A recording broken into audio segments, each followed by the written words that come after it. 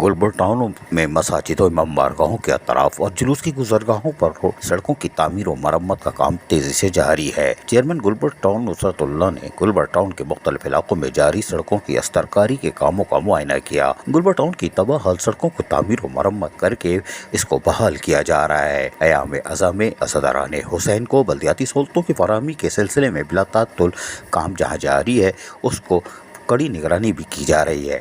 ان خیالات اظہار chairman Gulberg town نصرت اللہ نے یونین کونسل نمبر 6 پیڈل بی ایریا بلاک 16 میں امام بارگاہوں کے اطراف جاری استرکاری کے کام کے معائنے کے دوران کیا۔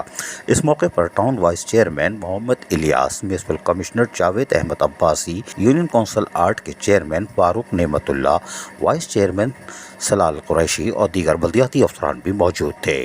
اس موقع پر چیئرمین گلبرگ ٹاؤن نصرت اللہ نے متعلقہ عملے کو ہدایت کرتے ہوئے کہا کہ سڑکوں کی تعمیر میں استعمال ہونے والے مٹیریل کا خاص خیال رکھا جائے تاکہ مضبوط اور پائیدار سڑک کی تعمیر کی جا سکے۔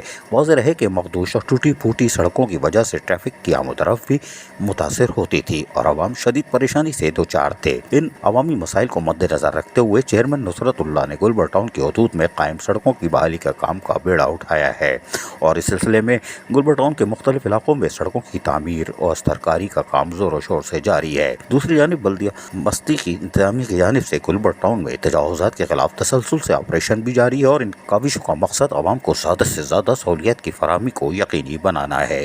عزیز عارف، KBS بلدیاتی نیوز کراچی۔ ایسی ہی خوبصورت ویڈیوز فیوچر میں حاصل کرنے کے لیے ریڈ بٹن پر کلک کر کے اور بیل آئیکن کو پریس کر کے ہم سب کے سبسکرائبر بننا مت بھولیے۔